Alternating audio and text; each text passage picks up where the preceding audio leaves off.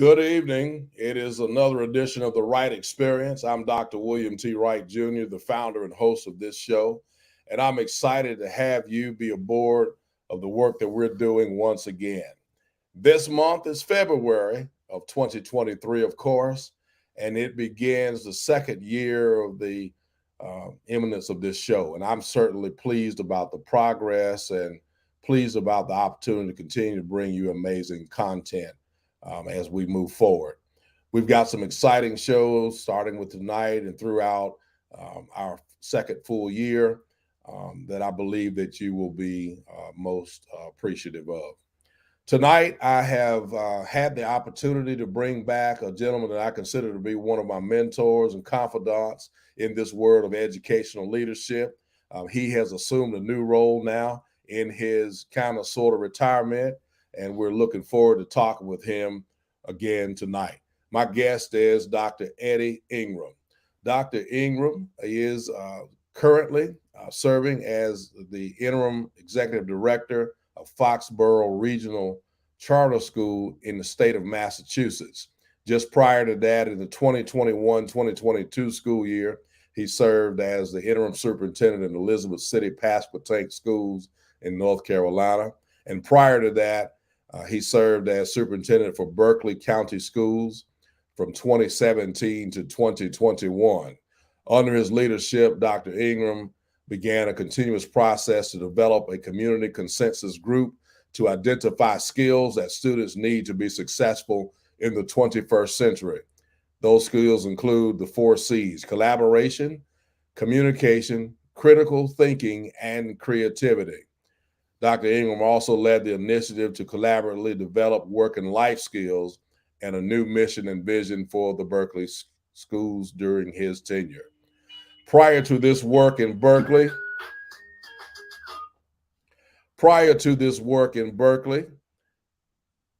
he served as superintendent in Darlington County, South Carolina for 4 years. Dr. Ingram also served in Franklin County Schools twice, and the first time he was an executive director of curriculum, and he was later named superintendent in 2009. Under his leadership in Franklin County Schools, the district realized an 18% increase in graduation rates, a 1.5% reduction in the dropout rate, a 12% improvement in academic achievement at Lewisburg Elementary School, and he also moved 2 schools from state turnaround status to schools of distinction. Through emphasis on positive behavior support, Franklin County Schools reduced suspension rates by 34% in 2 years. Dr. Ingram was also responsible for writing and receiving a $350,000 grant from the Gates Foundation to open a new early college high school in January of 2009. Working with county commissioners, Dr. Ingram and his staff also secured funding to build a 12-classroom structure adjacent to the community college. He also collaborated with Novozymes, a world-renowned biotechnology company in Franklin County, to form a partnership to support STEM education at the early college and eventually all 15 campuses. During his career, Eddie has made many presentations and been a speaker at state and national conferences. Presentation topics have included, but not limited to, professional learning communities, educator evaluation processes, and increased student achievement. For his work, Dr. Ingram has been honored to receive 3 unsolicited promotions as it was hired a second time by 2 different districts in higher level capacities. And at this time, I'd like to present my mentor and the man that keeps me out of trouble, Dr. Eddie Ingram. Thank you, William. I appreciate that. And believe me, that I told him not to read all that stuff. If you've been around as long as I have, 42 years, your bio is gonna be long just by the nature of it. But you made me sound better than I am. So I really do appreciate that, William. So not thanks for at having all. me. Not at all. Congratulations on your show. I mean, I'm honored to be a part of it, and it's obviously very successful. and you've got a much wider viewership than you had when you started. I don't know if my friends from California are on tonight, but they followed it last time and were really impressed with what you have done with it, and I appreciate it. So fire away. I'll be glad to. And you know me, I'll carry the conversation if you don't ask me something. So just go ahead and Absolutely. Look, fire away. it's a pleasure, of course, to have you up here, and I am certainly appreciative. I think I looked at the numbers the other night. We're 800 plus followers and growing every day. So I'm certainly pleased by that. It's far exceeded my initial expectations for sure. But Dr. Ingram, tell us about this new role. You know, you retired in 2 states now, and you're still making a difference in leadership. So tell us about your new role in your new place.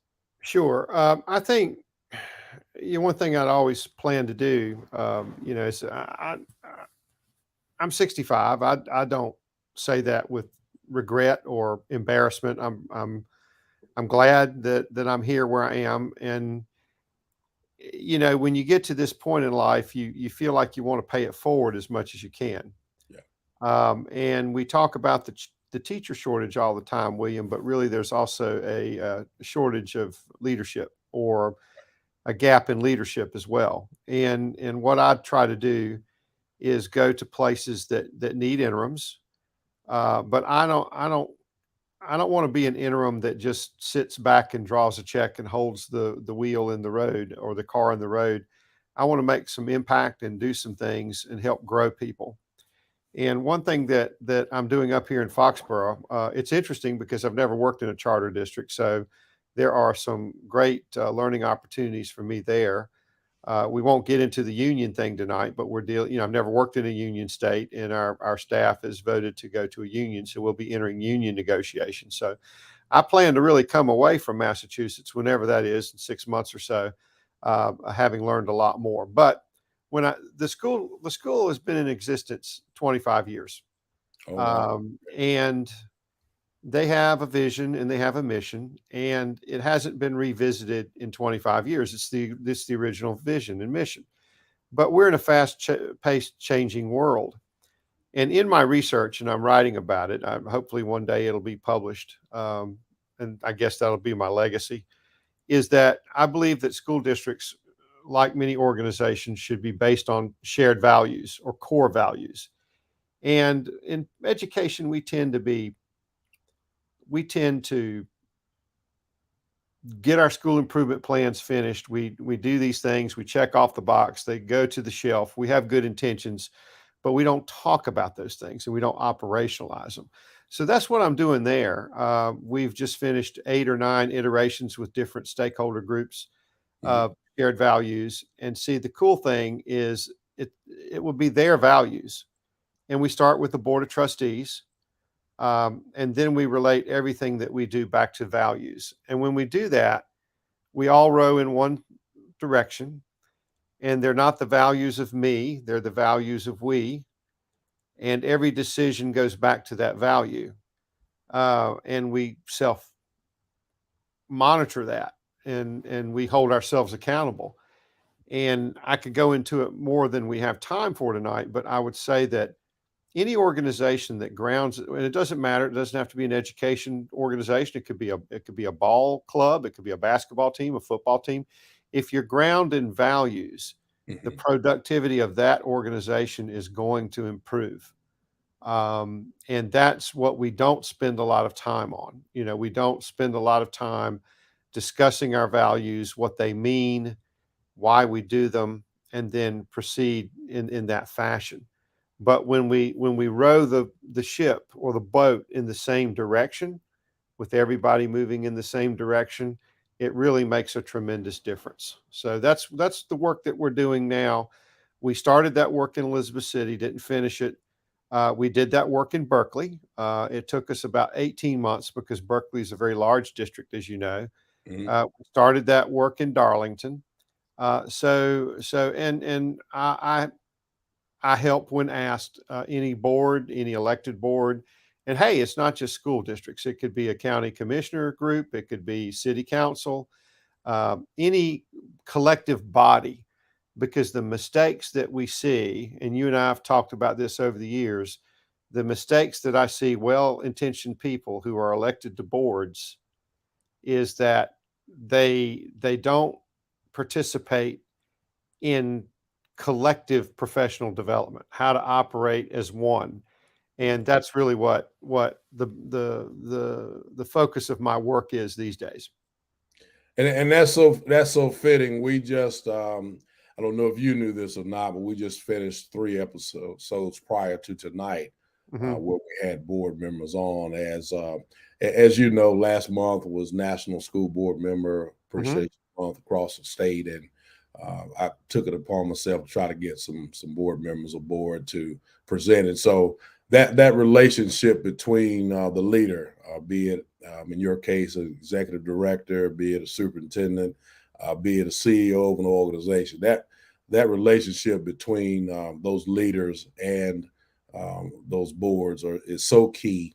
And as you said, it's got to be all pointing in one direction. So thank you for that insight. I appreciate it. Yeah, and for the listeners out there, and I mean, I'm sure we have people that are principals, maybe teachers, Sure. maybe even some superintendents. I don't know. But if you aspire to it, I think it's important to point out that superintendents, because I'm an executive director, but basically it's the superintendency. I'm the CEO of this particular organization. We probably spend 40% of our time managing and working with our boards. And I think that the better relationship you build with them, the better chance that your district has of moving forward. Now, the thing about values, once we get values ingrained, the values become the culture. Right. And then the culture becomes adaptable, because we are in a world where not just superintendents, but leaders in general, there's much more turnover. It's fast paced. So if we have a strong culture, the strong culture will outlive any one particular person. But to get across the notion that no one is bigger than the organization, and we have to always remember why we do what we do. We do what we do for children. And unfortunately, I've seen situations where school districts sometimes become more about adults than they do children, and that's a sad day. Yeah. And that's a very tough culture to change. So my personal philosophy, and I believe everybody should have a personal philosophy. And I've worked with chief finance officers, assistant superintendents, principals. I have a three-pronged stool that I sit on. I kind of can't show my fingers here.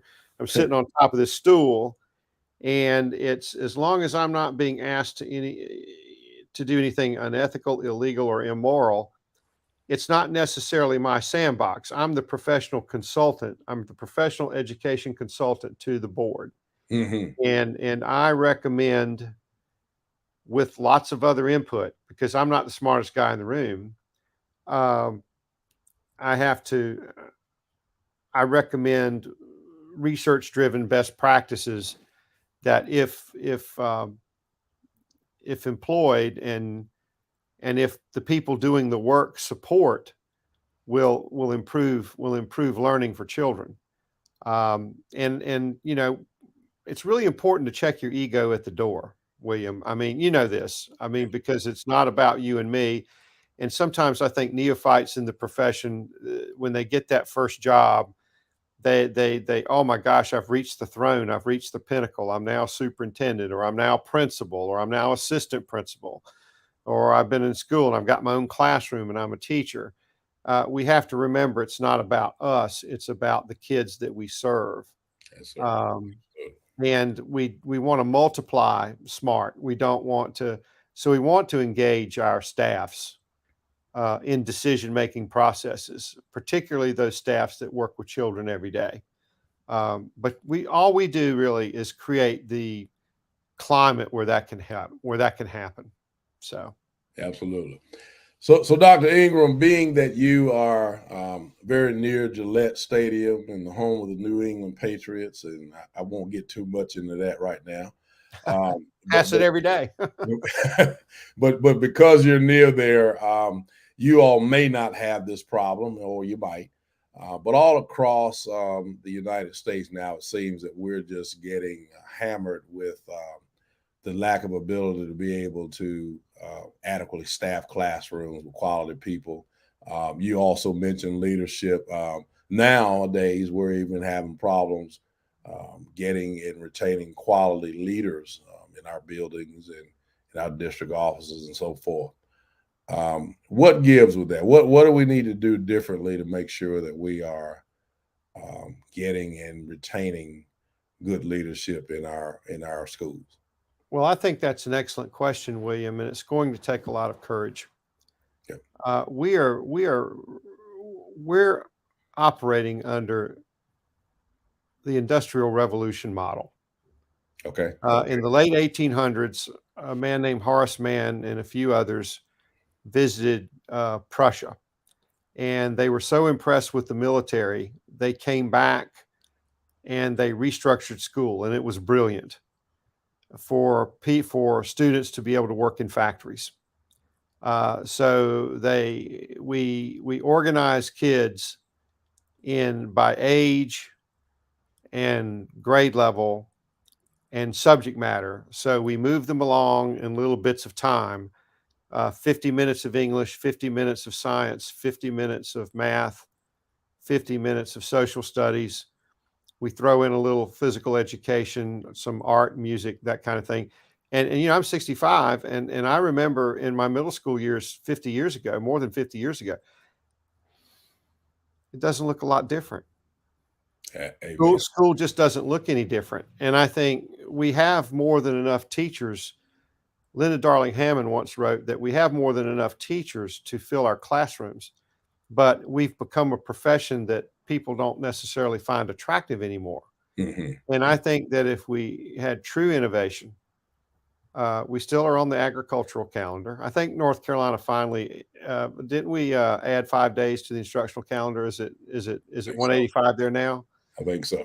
Mm-hmm. But if we're not engaging kids in hard work and challenging work and work that's relevant, then we've got a problem. When my mother, rest her soul, graduated from Williamston High School. Okay. You know where Williamston is, not too far from Rocky Mount, right? I do. In 1939. And that was and she only had to go to 11 grades. I mean, that was the high school education. Then they didn't have that 12th grade until after World War II, because we had to keep the 18-year-olds in school so the men coming back from World War II would have jobs. A lot of people don't know that. So, but and on the back of her diploma is actually her report card. And guess what? She took English, she took math, she took social studies, she took science, all good courses, but we're still teaching grandpa's curriculum. When I look at metrics like personal financial literacy, now a lot of states have tried to add that and made it a requirement, but it's not necessarily a standalone course. It's embedded in a social studies curriculum. I don't know why we don't make it a math curriculum. We lost that battle. But when you look at the metric that 47% of Americans cannot pay an unexpected $400 expense, that speaks to me. And shouldn't kids have a sound financial literacy curriculum? How can we survive without it? Absolutely. Great. I mean, and we've got a debt ceiling in our nation. We got almost $32 trillion in debt, and we can't run our households like that. And it's not. And I realize that we have a skills problem. We don't have a jobs problem. We have a skills problem. So the current model of education really supports relatively low skilled labor designed for factories. Mm-hmm. Mm-hmm. But those factories are still there, but we're replacing workers with automation and artificial intelligence. So it's not how much kids know, it's what they can do with what they know. That's really important. And I won't rant on standardized testing like I normally do. I won't do that tonight, but I will say it's not sufficient. It's not enough. Sure. It's one piece of the pie. Um, and unfortunately, it's been used as a weapon against educators. Yeah.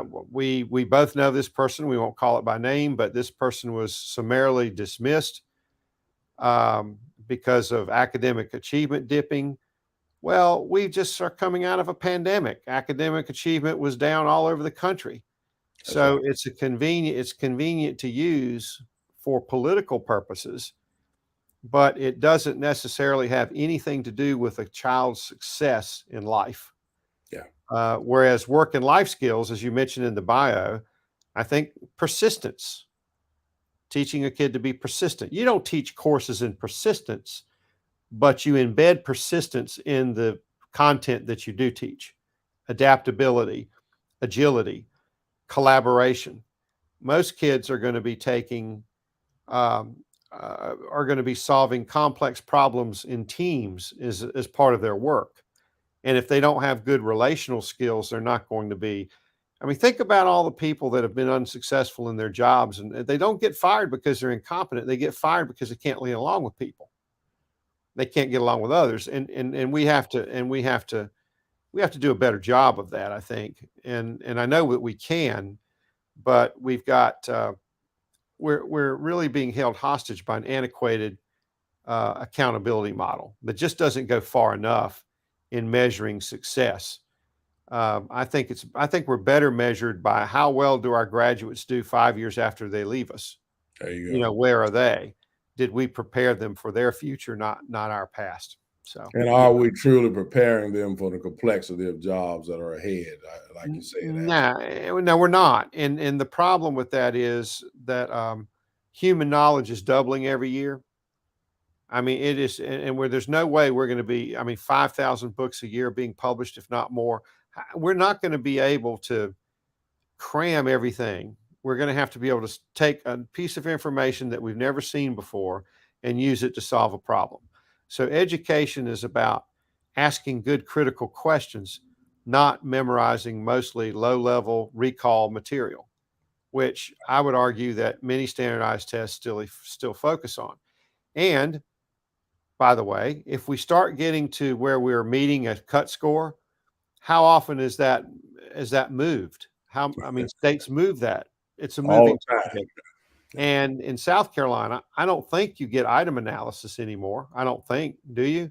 No. Well, how do you, if you don't know what you got wrong on a test, how do you know how to remediate? Yeah. It's like Then the playing whole, darts with a blindfold. yeah, and And then the whole accountability instrument for next year is going to be totally changed. And I sat through a presentation and had it um, delivered to me. And I'm sure better than most that I was fortunate enough to be gifted and talented in school. And I told people I sat and listened to that thing for an hour and a half, and I'm still not sure how they're coming up with the data that they're coming up with. But I do know that it's detrimental to kids of poverty and things of that nature because those indexes are going to be removed. It's amazing, as you're saying, that we have these antiquated systems to judge whether or not kids are being successful in the well, 21st and that's true. And I want everybody to know it's a big lobby. Yeah, In 2013, that's we right. spent, I think the standardized testing industry yielded, and I probably said this last time, but I think it bears repeating, $16.5 billion. That Ooh. same year, the movie industry, the cinema industry yielded $11.5 billion. And the National Football League, including your Bengals, not only $9 billion. Right. So in 2013, we spent almost twice the money on standardized testing and the stuff that we buy to help kids get a few more points on a test that actually tell us nothing about a kid's ability to adapt, persevere, show Yeah. grit, work in teams to solve complex problems. And that's where I think charters actually have an advantage. Hmm. because we do in Massachusetts, we do have a standard accountability model, but we're also free to come up with a companion accountability model. About that. So, and the work that that Tony Wagner did with the Mastery Transcripts Consortium, we joined that when I was in Berkeley. I don't know if they're still members or not, but it was starting to study different ways to, because we have the technology now and the while and the ability to personalize a transcript now, where it becomes more of a photograph album of a student and what they're able to do, as opposed to a snapshot with scores and grades, numerical grades and class rank. And if you're looking at a university, our two state universities in North Carolina and South Carolina, they have students from 130 countries. So, and not every country or even every state ranks students. And how do we know that the 5th ranked student at one of your schools in Sumter, how does that student really compare to somebody in Poland? Right. And the world is smaller now, William. It's a lot smaller. For instance, I teach a graduate class for Barton College in school improvement. And one of my students I'm in Massachusetts. Barton College is in Wilson, North Carolina. And one of my students is in Poland. And I asked her last night, what time is it? It was we started at 6:30. It's 12:30 a.m. on Wednesday. And I have a student teacher with Old Dominion University in Virginia. I'm in Massachusetts. My student teacher's in Oregon. So I'm observing her on, like we're talking now. Right. So the late Sir Ken Robinson always said that organizing kids into ages and subject matter and moving along during the day, that's not an educational device. That's an organizational device. How about And we that? need to start focusing on the educational devices. So that's just my opinion, but it's going to take a lot of courage. So Absolutely. I'm there to applaud and to assist any way I can. Absolutely.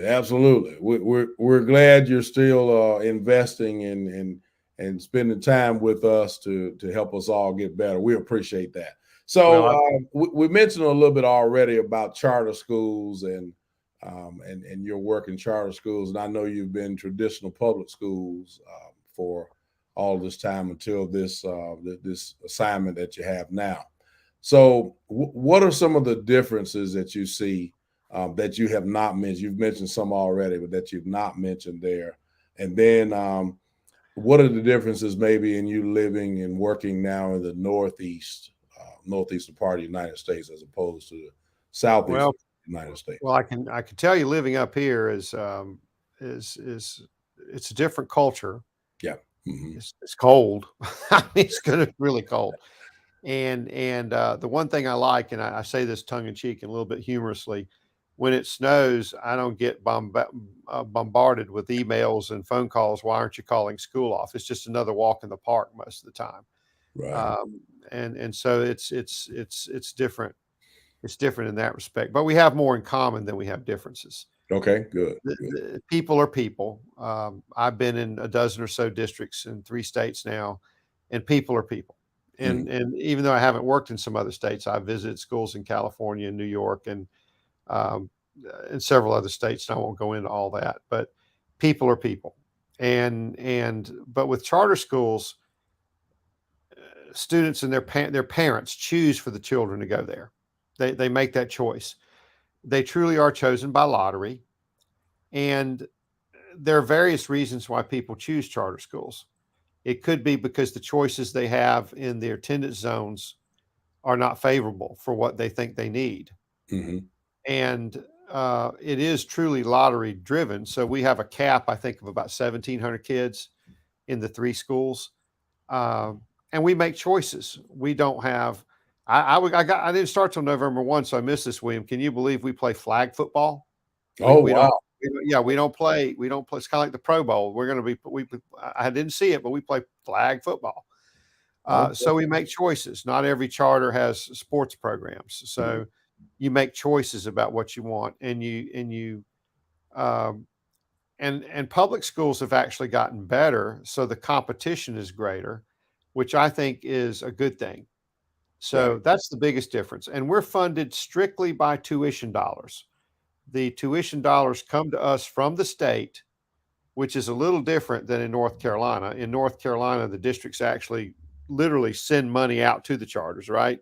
Right. And, Sure. and that which creates a burden on our finance staffs there. And we don't get any consideration for that, by the way, but that's what we do. And but it's a per pupil rate, and Hmm. that's what we have. That's it. So we want to keep our students, and sometimes I hate to admit it, but sometimes we have people in our schools that try to find ways to get kids out of their schools. And see, Hmm. I don't, and see, we don't do that. We should never do that, Right. but particularly a charter, because we want the students. We don't not want the students. We have a full complement of exceptional children's programs. We have a full uh, comprehensive program for our elementary, middle, and high. But it's time for us to sort of redefine ourselves because the populations change.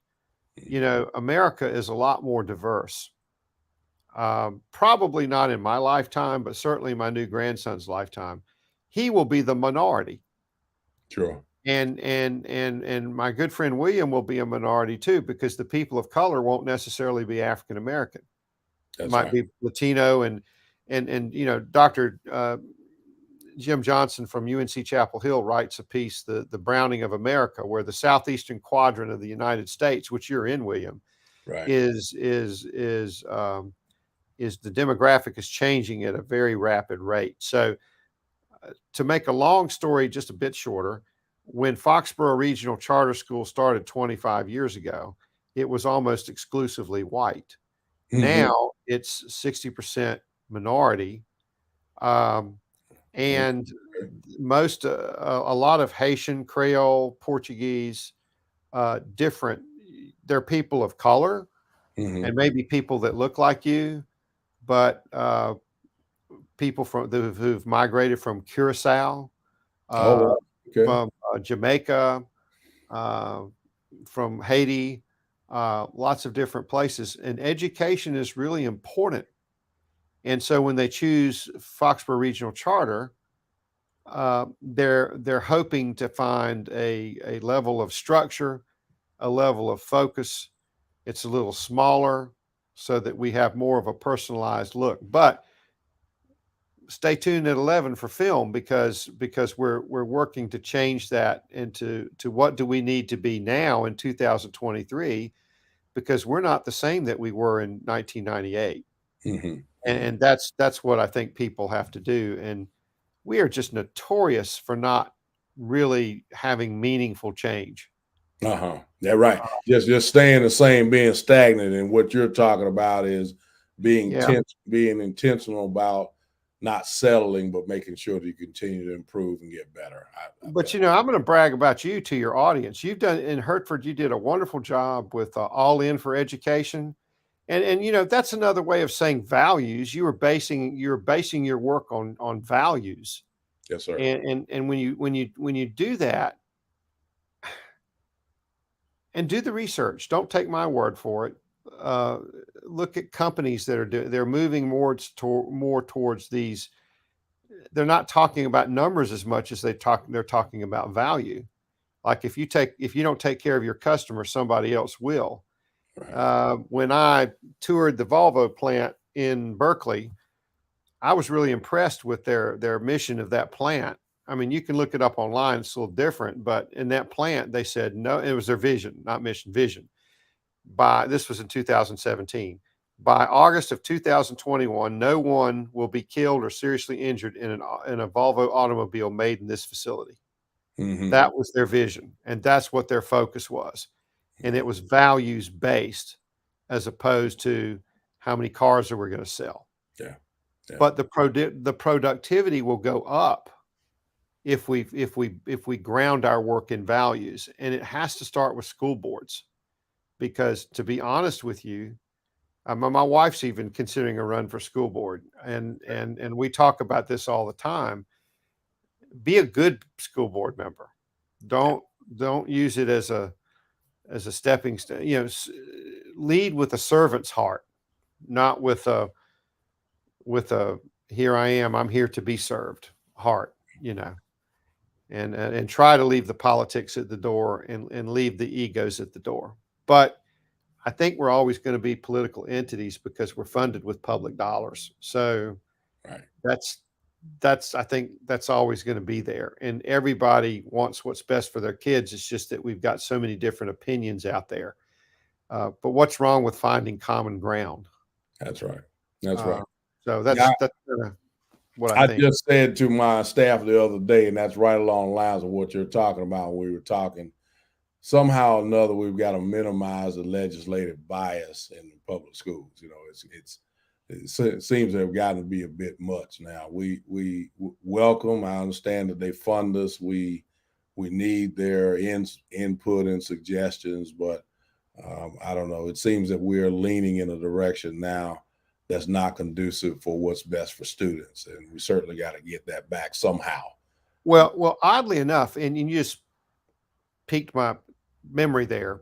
You were asking about the difference in Massachusetts and then maybe north in the Carolinas with charter schools. Here's a major difference. Massachusetts is a blue state. Okay. So whereas in North Carolina, they tend to push more charter schools, right? Sure. And vouchers and things. In South Carolina too, correct? Sure. Although the charter movement in South Carolina is hasn't been around quite as long as it was in North Carolina.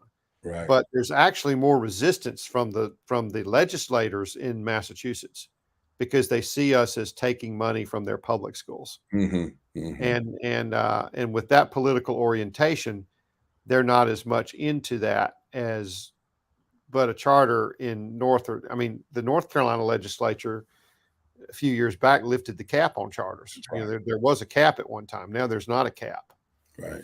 And there's never been the proper emphasis on collegiality and sharing. The whole notion behind charter schools is we were supposed to be truly innovative, and then we share those successful innovative practices with the regular public schools. That's actually part of our report card. We have to document where every time we re-up for 5 years, we just got to re-up for 5 years or renewed our charter. But we have to show where we have shared our best practices with the traditional public schools. Okay. That's a good collaborative partnership for sure, isn't it? It should be, and sometimes it's in name only, and that's the thing. I think we truly need people out there that want to truly challenge, and a lot of times we think something's innovative, and it's really not. Technology, innovation doesn't always mean technology. Innovation means a different way of thinking. That's right. Flipping learning rather than being the sage on the stage, doing the work in the classroom. That's right. We can record the lectures. Amen. But and then have them online ready for people to refer back to them if they need to. That's right. But schools will always be there because of custodial care of children. We learned that in the pandemic. That was really big deal. Parents really struggled when their kids were home. That's right. I mean, that's when Sue left Charleston and went down to Currituck County to watch she was 10 years old at the time. Now she's 12, but they were virtual learning. Mm-hmm. But we were fortunate enough that we could manage that in-house, but not all families had that advantage. That's right. And I don't know what it looks like in Sumter, but we lost some kids during the pandemic. We don't really know where they went. They went ghost on us, and I'm not sure where they are. I mean, I don't know how many kids we've got that really aren't in school, and I do worry about that. So yeah, so do I, and we're in the process of trying to recover from that as well. Try to find out where they are and try to get them reacclimated and things of that nature. I think that is a growing issue across the United States, and there is not a ton of conversation about that as well. Dr. Ingram, if you'll hold on with us, we'll come back and close out the show. Thank you. Sure, absolutely. Thank you. My guest next week, actually, we're going to have a different kind of unique episode next week, in which we will go to the Mary McLeod Bethune Museum, which is in Maysville, South Carolina, which just happens to be in Sumter County, which is where my work is currently. And so we're looking forward to that. In honor of Black History Month, we're going to go there and learn a little bit more about the life of Mary McLeod Bethune, as she, of course, was an educational activist. Her granddaughter, I believe it is now the mayor of Maysville, South Carolina, has done some amazing work to create a museum that we will have the opportunity to view and learn from. And we'll also be talking next week with the curator of that show. So something a little bit different that you'll have the opportunity to see and participate in next week right here on the Wright Experience. We'll do that show a week from tonight. So that'll be February 9th at 7 o'clock p.m. And we'll be broadcasting or podcasting, if you will, live from that center. So please be sure to stay tuned to us. And as always, we are continuing to look for guests. As you see, we do also offer this platform to guests to come back as they matriculate and get into other opportunities.